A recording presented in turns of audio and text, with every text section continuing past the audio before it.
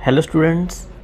तो आज हम देखेंगे रिफ्लेक्शन ऑफ लाइट। ठीक है, रिफ्लेक्शन ऑफ लाइट ये चैप्टर आज हम देखने वाले हैं। तो यहाँ पे आपको पूरे नोट्स मिल जाएंगे इसके, और साथ में मैं इसको थोड़ा एक्सप्लेन भी करते जाऊँगा। ठीक है, तो सबसे पहले हमें यहाँ पर डिफाइन करना है what is reflection of light. Okay, तो जैसे कि आप यहाँ पे देख सकते हो, ऑलरेडी मैंने यहाँ पे डेफिनेशंस लिखी हुई है। ठीक है, इसको अभी हम समझने की कोशिश करेंगे, ध्यान से सुनिए। When light rays fall on an object, their direction changes and they turn back. This is called the reflection of light. बहुत ही सिंपल है।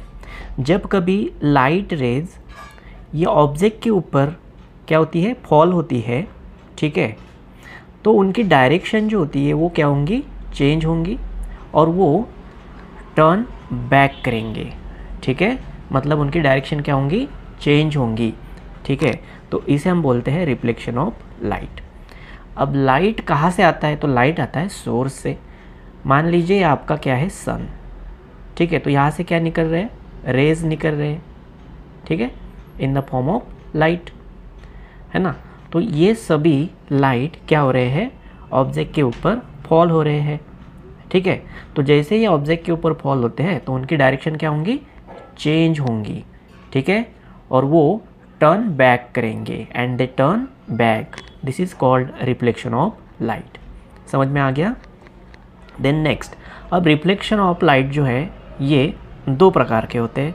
पहला होता है regular reflection of light, and second one is irregular reflection of light. तो इसके ऊपर भी definition बन सकती है कि define regular reflection of light. तो इसका आंसर में आपको लिखना है the reflection of light from a plane and smooth surface. बस आपको ये ध्यान में रखना है, the reflection of light from a plane and smooth surface is called regular reflection of light. तो जो रिफ्लेक्शन हमें मिल रहा है लाइट का, कहाँ से, प्लेन एंड स्मूथ सरफेस से, तो उसे हम बोलेंगे रेगुलर रिफ्लेक्शन ऑफ लाइट। समझ में आ गया। नाउ थर्ड डेफिनेशन है irregular reflection of light. So what is irregular reflection of light? So reflection of light from a rough surface is called irregular reflection of light. तो जो reflection मिलता है हमें light का, कहाँ से, मतलब फ्रॉम रफ सरफेस से, तो इसे हम बोलेंगे इरेगुलर रिफ्लेक्शन। और जो रिफ्लेक्शन ऑफ लाइट हमें प्लेन एंड स्मूथ सरफेस देता है उसे हम बोलेंगे रेगुलर रिफ्लेक्शन ऑफ लाइट। दोनों में समझ आया डिफरेंस क्या है। रेगुलर में आपको याद रखना है reflection of light from a plane and smooth surface, और इरेगुलर रिफ्लेक्शन में आपको याद रखना है फ्रॉम अ रफ सरफेस। ठीक है, अब इसके बाद हम नेक्स्ट डेफिनेशन देखते हैं जो कि है इंसिडेंट रे। ठीक है, तो यहाँ पर देखो, the rays falling on an any surface are called incident ray. इसकी आगे जाके हम डायग्राम भी बनाएंगे। ठीक है, तो उसमें आपको ये पॉइंट क्लियर हो जाएगा।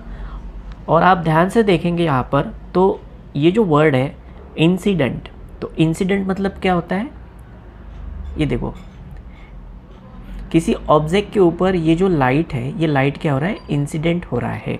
ठीक है, तो इसे हम बोलेंगे इंसिडेंट रे। तो जो रे है वो फॉल हो रही है ऑन एनी सरफेस। ठीक है, any surface are called incident rays. Next है रिफ्लेक्टेड रेज। अब मान लेते हैं हमारा ऑब्जेक्ट है, ठीक है, जो रेज यहाँ पर फॉल कर रही है उसे हम बोलेंगे इंसिडेंट रेज। ठीक है, और इस ऑब्जेक्ट से जो रेज रिफ्लेक्ट हो रही है, रिफ्लेक्ट आने के बाद में यहाँ से क्या हो रहा है, उसका परावर्तन। ठीक है, मतलब ये वापस जा रही है। ठीक है, तो इसे हम बोलेंगे रिफ्लेक्टेड रेज। दोनों में अंतर समझ में आ गया। ठीक है, इंसिडेंट मतलब आने वाली, रिफ्लेक्टेड मतलब जाने वाली। ठीक है, तो आने वाले किरण और जाने वाले किरण। ठीक है, इस तरह से आप इसको याद रख सकते हो। सो रिफ्लेक्टेड रेज की डेफिनेशन क्या बनेगी, the rays going away from the surface after reflection. ये याद रखना है, आफ्टर रिफ्लेक्शन, ठीक है, तो उसे हम बोलेंगे रिफ्लेक्टेड रेज। क्लियर हो गया ये? किसी को कुछ डाउट होगा तो मुझे कमेंट बॉक्स में बोल सकते हो, ठीक है। चलिए क्वेश्चन नंबर 2 देखते हैं। Draw a figure showing the following.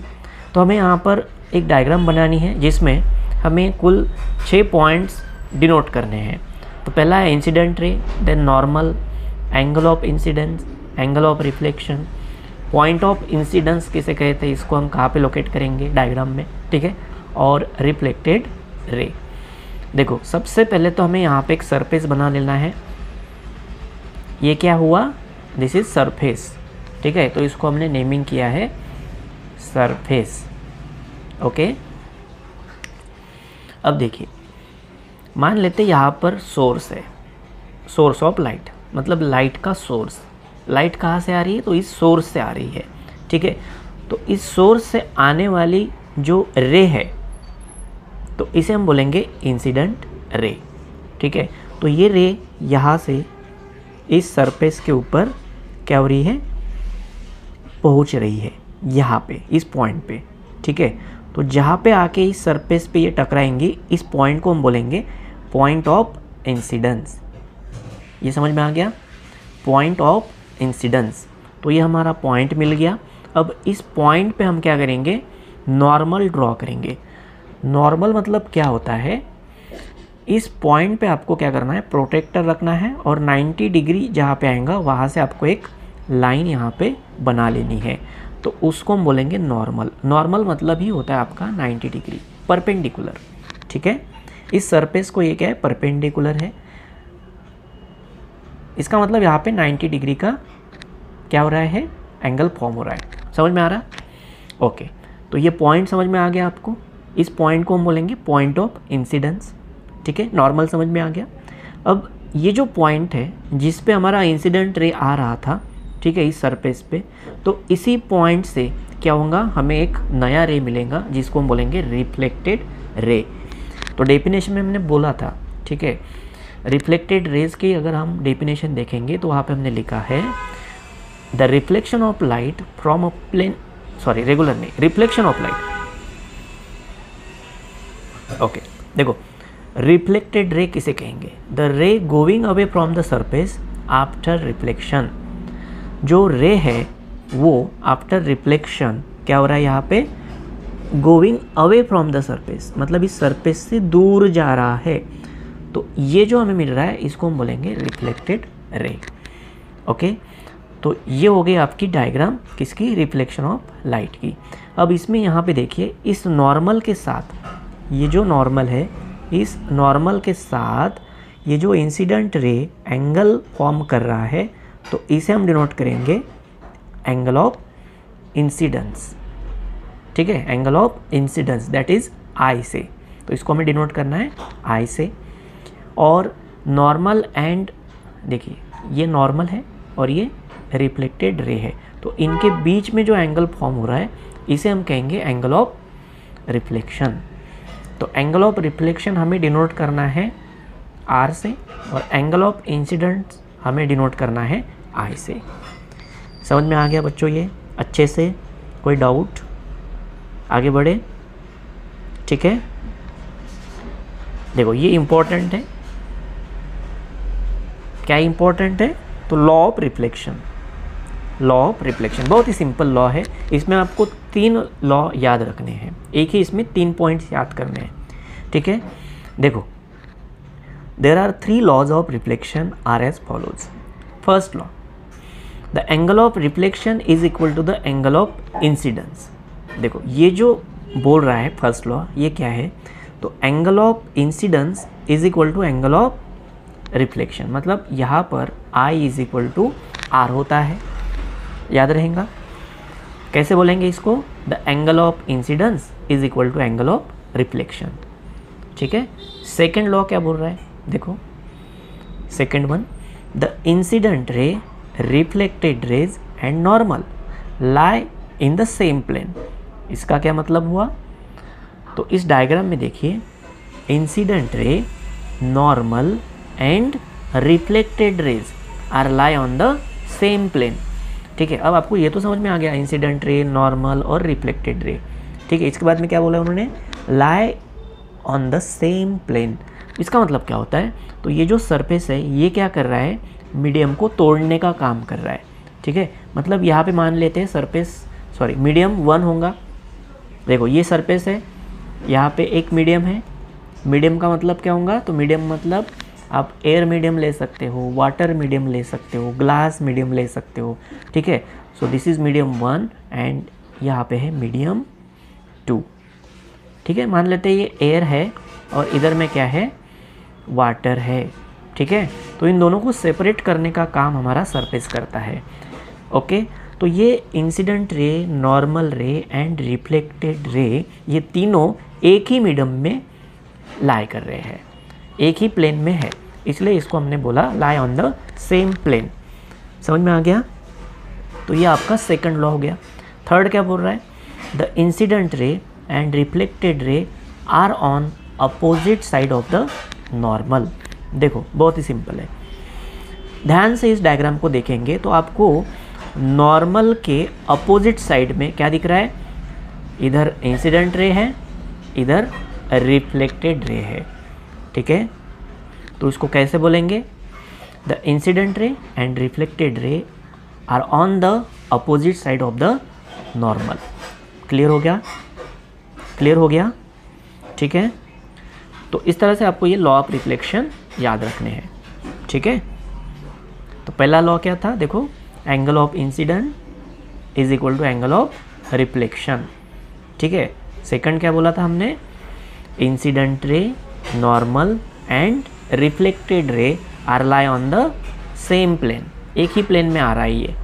ठीक है, थर्ड लॉ क्या था, the incident ray and reflected ray are opposite side of the normal. ठीक है, incident ray and reflected rays are on the opposite side of the normal. Next question देखते हैं, how will you explain the statement we can not see the objects in a dark room. यहाँ पे सबसे पहले जान लेते हैं कि ये क्वेश्चन क्या बोलने की कोशिश कर रहा है। ठीक है, तो यहाँ पर हमें एक स्टेटमेंट एक्सप्लेन करना है। ठीक है, स्टेटमेंट क्या है, we can not see objects in a dark room. तो जो डार्क रूम होती है उसमें रखे हुए ऑब्जेक्ट्स होते हैं उसे हम देख नहीं पाते हैं।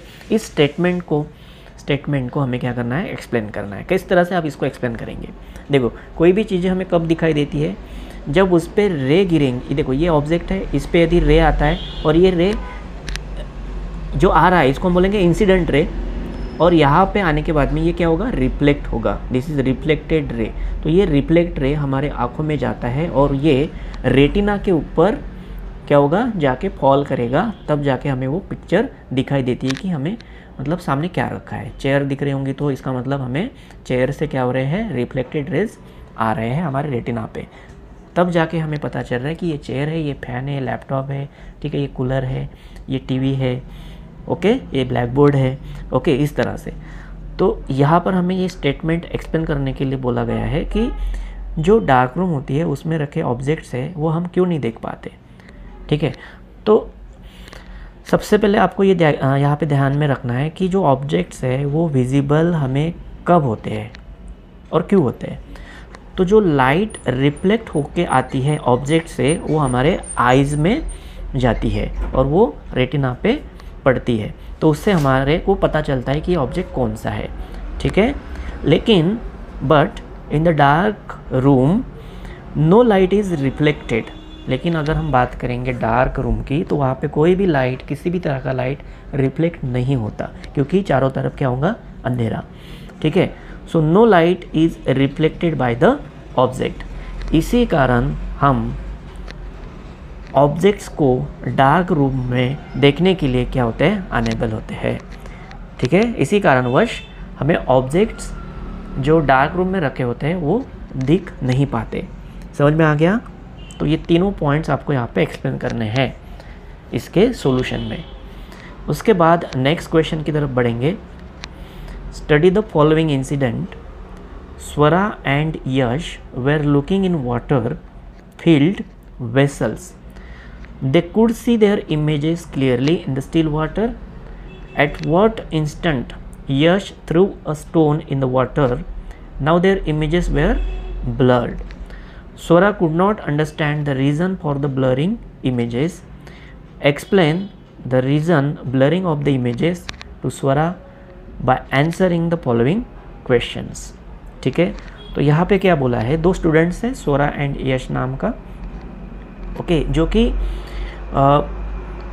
देख रहे हैं, कहाँ पे देख रहे हैं, वाटर फील्ड वेसल की तरफ, ठीक है। They could see their images clearly in the still water. जब वाटर स्टिल था, मतलब कोई भी उसमें हलचल नहीं थी, तो उन्हें उनकी इमेजेस क्लियरली दिखाई दे रही थी। लेकिन एक ऐसा इंस्टेंट आया, मतलब एक ऐसा समय आया जब यश ने क्या किया, एक पत्थर को उस वाटर में, स्टिल वाटर में थ्रो किया, मतलब फेंका, ठीक है, थ्रो किया। तो उससे क्या हो जाएगा, उनकी इमेज जो है, परछाई जो है, जो देख रहे थे स्टिल वाटर में, वो अब उन्हें ब्लरी टाइप की दिखाई दी। तो यहाँ पर जो स्वरा नाम की लड़की थी, स्टूडेंट्स थी, उसको ये समझ में नहीं आया इसके पीछे का रीज़न क्या है कि हमें जो इमेजेस दिखाई दे रही है वो ब्लर क्यों हो रही है, ठीक है। तो हमें एक्सप्लेन करना है इसके पीछे का रीज़न कि क्यों वो इमेजेस ब्लर दिख रही है। स्वरा के कुछ यहाँ पे क्वेश्चंस हैं, उनको आंसर देते हुए। तो पहला क्वेश्चन यहाँ पे स्वरा का है, is there a relation between reflection of light and the blurring of images. मतलब यहाँ पे क्या हो रहा है कि जो चैप्टर आपको पढ़ाया गया है रिफ्लेक्शन ऑफ लाइट, तो उसमें रिफ्लेक्शन ऑफ लाइट का और ये जो इमेजेस ब्लर हो रही है, इसके बीच में कोई रिलेशन है, ये पहला क्वेश्चन वो पूछ रही है, ठीक है। तो क्या लगता है आपको, कोई रिलेशन होना चाहिए, जो ब्लर इमेज हो रही है और जो आपने अभी रिफ्लेक्शन ऑफ लाइट सीखा, इनके बीच में कोई रिलेशन है, क्या लगता है आपको, बताइए। ओके, देखिए, तो इसका आंसर है yes, there is a relation between reflection of light and blurring of the images, ठीक है। रिफ्लेक्शन ऑफ लाइट की वजह से ही यहाँ पर जो इमेज यहाँ पे फॉर्म हो रही है, ब्लरी इमेज ये फॉर्म हो रही है, इसलिए यहाँ पे इन दोनों के बीच में रिलेशन है। तो हमारा आंसर फर्स्ट क्वेश्चन के रिगार्डिंग आएगा यस, ओके। सेकंड क्वेश्चन क्या है, which type of reflection of light can you notice from this. अब यहाँ पे हमें टाइप्स ऑफ रिफ्लेक्शन पूछा है। यदि आपको याद होगा और आप रिकॉल कर पा रहे होंगे, तो रिफ्लेक्शन के टाइप्स मैंने शुरू में बताए थे आपको। There are two types of reflection. First one, regular reflection of light, and second one is irregular reflection of light. सही है। तो रेगुलर रिफ्लेक्शन हमें किस तरह से मिलता है, तो जो reflection of light comes from smooth and plane surface, उसे हम कहते हैं रेगुलर रिफ्लेक्शन ऑफ लाइट। और जो रिफ्लेक्शन मिलता है हमें लाइट का फ्रॉम कहाँ से, यस, रफ सरफेस से। कहाँ से, रफ सरफेस से, तो उसे हम बोले थे irregular reflection of light, okay. तो जब वाटर स्टिल रहता है, उसमें कोई भी हलचल नहीं रहती है, तो ये जो सरफेस है, वाटर का सरफेस जो है, ये क्या है, स्मूथ है और रेगुलर है। तो इससे जो हमें रिफ्लेक्शन मिलेगा वो किस टाइप का रहेगा, रेगुलर रहेगा। लेकिन जैसे ही यश ने यहाँ पे क्या किया, पत्थर उछाला इस वाटर में, तो ये जो स्टिल वाटर था, ये अब क्या हो गया, मतलब इस तरह से हो जाएगा ना, ये इसमें क्या हो जाएंगी, ठीक है, लहरें उठेगी। तो इसके कारण इसका सरफेस अभी क्या है, स्मूथ नहीं है, मतलब इसको हम बोलेंगे रफ सरफेस। तो रफ सरफेस से हमें क्या मिलता है, किस टाइप का रिफ्लेक्शन मिलता है, इररेगुलर रिफ्लेक्शन ऑफ लाइट मिलता है, ठीक है, समझ में आया। तो इसके आंसर में हम क्या करेंगे, देखो, when reflection occurs through smooth and shining surface we get clear image. जब रिफ्लेक्शन हमें मिल रहा था कहाँ से, स्मूथ एंड शाइनिंग सरफेस से, तो हमें जो इमेज दिखाई दे रही थी वो क्लियर थी। लेकिन जैसे ही यश ने स्टोन वाटर में क्या किया, थ्रो किया, फेंका, तो surface of water become rough. Surface कैसे हो गया वाटर का, रफ, ड्यू टू रिपल्स। उसमें क्या आ गई, रिपल्स, लहरें आ गई। तो इसके कारण अब जो हमें सरफेस मिल रहा है ये क्या है, इरेगुलर फॉर्म हो गया, ठीक है। तो जो हमें इमेज यहाँ पे मिलेंगी वो मिलेगी ब्लरी इमेज। ठीक है, समझ में आ रहा है? ओके, तो when the water was still it was regular reflection of light, and when the water was disturb, पहले स्टिल था, ठीक है, अब क्या हो गया, वो स्टोन की वजह से डिस्टर्ब हो गया। ठीक है, तो हमें जो रिफ्लेक्शन मिलेगा वो इरेगुलर रिफ्लेक्शन ऑफ लाइट मिलेगा। ठीक है, थर्ड क्वेश्चन है, are laws of reflection followed in this type of reflection? क्या यहाँ पर लॉ ऑफ रिफ्लेक्शन फॉलो हो रहा है? तो यस, यहाँ पर लॉ ऑफ रिफ्लेक्शन फॉलो हो रहा है। ठीक है, in both regular and irregular reflection of light में। ओके, क्लियर है? चलिए अब जल्दी से यहाँ पर हम डिफरेंस देख लेते हैं regular and irregular reflection of light के बीच में। So regular reflection of light and irregular reflection of light, तो इसमें फर्स्ट पॉइंट बनेगा आपका definition. So what is regular reflection of light? Reflection occurring from a smooth surface is called regular reflection, and reflection occurring from a rough surface is called irregular reflection। ठीक है, second point देखिए, angle of incidence for all parallel rays are same. Regular reflection में क्या होता है कि जो angle of incidence हो रहे, ठीक है, यहाँ पे बन रहे हैं ऑल पैरेलल रेज के लिए, वो क्या रहेंगे, सेम रहेंगे। लेकिन इरेगुलर रिफ्लेक्शन ऑफ लाइट में क्या होता है कि जो एंगल ऑफ इंसिडेंस होते हैं, है ना, सभी पैरेलल रेज के लिए वो सेम नहीं होते हैं। देखो हमने डायग्राम जो देखी थी उसमें हमें सिर्फ एक ही रे यहाँ पे ड्रॉ किया था, लेकिन ऐसे तो बहुत सारे हैं ना रे, देखो इस तरह से, तो ये क्या हो गए, पैरेलल रेज हो गए एक दूसरे को। ठीक है, तो यहाँ पे ये जो इंसिडेंस, ये यहाँ पर ये वाला, ठीक है, अब देखिए ये बोलने की क्या कोशिश कर रहा है कि angle of incidence for all parallel rays are same. ठीक है, angle of incidence for all parallel rays are same, मतलब यहाँ पे जो एंगल बनेगा आई, वो क्या रहेगा बोलते, सेम रहेगा। ठीक है, I1 is equal to I2 is equal to I3 is equal to I4, right. और यहाँ पे क्या रहेगा इरेगुलर रिफ्लेक्शन में, I1 is not equals to I2 is not equals to I3 is not equals to I4, okay, and so on. अब इसको समझने की कोशिश करो, कैसे समझेंगे, देखो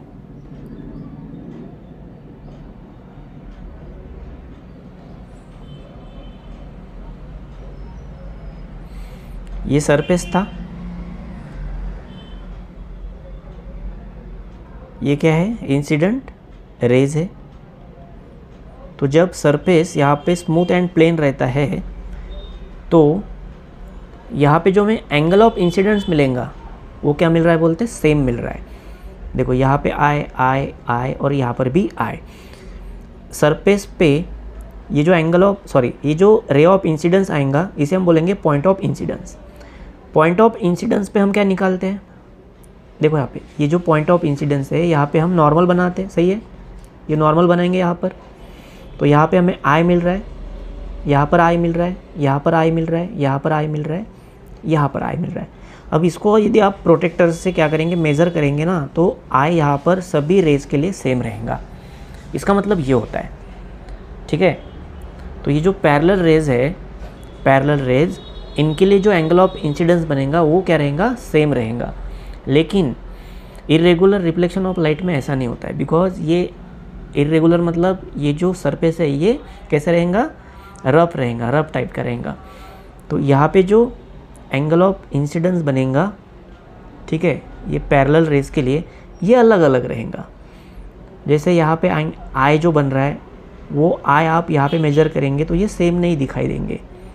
समझ में आ रहा है अभी, ठीक है। ये नॉर्मल नहीं कर रहा हूँ मैं, परपेंडिकुलर इसको, ये जो बनाया ना ये नॉर्मल है, और नॉर्मल और रे ऑफ इंसिडेंट के बीच में जो एंगल फॉर्म हो रहा है इसको हम बोलते हैं एंगल ऑफ इंसिडेंट। तो ये सेम नहीं रहेगा यहाँ पर, ठीक है। तो यहाँ पे हम ऐसा लिखते हैं, angle I1 is not equals to angle I2 is not equals to I3, इस तरह से एंड सो ऑन। लेकिन यहाँ पे रेगुलर रिफ्लेक्शन ऑफ लाइट में angle I1 is equal to angle I2 is equal to angle I3 and so on. Clear है? ठीक है, चलिए next point, the reflection seen on mirror is regular. तो यहाँ पे जो हमें रिफ्लेक्शन मिलेगा, देखो ये हो गया एंगल ऑफ इंसिडेंट, और यहाँ पे जो रिफ्लेक्शन मिल रहा है ये, तो ये रेगुलर टाइप का रिफ्लेक्शन मिलेगा, ठीक है। और यहाँ पे जो रिफ्लेक्शन हमें मिलेगा, ये कौन सा रिफ्लेक्शन मिलेगा? Yes, the reflection seen in the running water is irregular reflection. मान लेते हैं ये जो सरफेस यहाँ पे फॉर्म हुआ है ये रनिंग वाटर के कारण हुआ है, ठीक है। तो यहाँ पर हमें इरेगुलर रिफ्लेक्शन देखने को मिलेगा, और यहाँ पे हमें रेगुलर रिफ्लेक्शन देखने को मिलेगा मिरर में, ठीक है। नाउ मिरर यहाँ पे एक सरफेस है, मिरर, ओके। चलिए next point, angle of incidence and angle of reflection are equal at different point. देखो ये एंगल आर हो गया, ये एंगल आर हो गया, ये एंगल आर हो गया, ये एंगल आर हो गया, ये एंगल आर हो गया। तो यहाँ पे क्या हो रहा है? I1 R1 I2 R2, ठीक है, क्योंकि यहाँ पे प्लेन रिफ्लेक्शन है, यहाँ पे इरेगुलर रिफ्लेक्शन है। मतलब I1 R1 ये दोनों तो सेम रहते हैं, लेकिन दूसरे पॉइंट पे जो अब आप I2 R2 लोगे, ठीक है, तो वो सेम नहीं रहेंगे। I1 मतलब इस पहले पॉइंट पे जो हमने I1 R1 निकाला था, ठीक है, यहाँ से समझो I1 is equal to R1 ये फर्स्ट पॉइंट के लिए हो गया, I2 is equal to R2 ये सेकंड पॉइंट के लिए हो गया। मान लेते हैं इन दोनों का एंगल जो है ये कितना आ रहा है? 45 आ रहा है डिग्री, तो ये 45 नहीं होगा, ठीक है, ये 46 हो सकता है, 43 हो सकता है, 47 हो सकता है, ठीक है, ये सेम नहीं रहेगा। और मान लेते हैं ये आ भी गया 45, लेकिन इसके अगली पेयर अगले पॉइंट पे जो हमें angle of incidence and angle of reflection उसका जो एंगल मिलेगा वो 45 नहीं रहेगा, वो 46 हो सकता है, अदर देन 45 डिग्री कुछ भी हो सकता है, ठीक है। तो इसका मतलब ये सेम नहीं है, लेकिन रेगुलर रिफ्लेक्शन में ये सेम होता है। ये पांचवा पॉइंट आपको ध्यान में रखना है, ठीक है।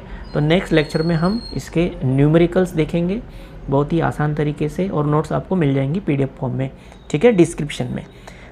कब मिलेंगी? जब हम न्यूमेरिकल्स पढ़ेंगे उसके बाद, ठीक है।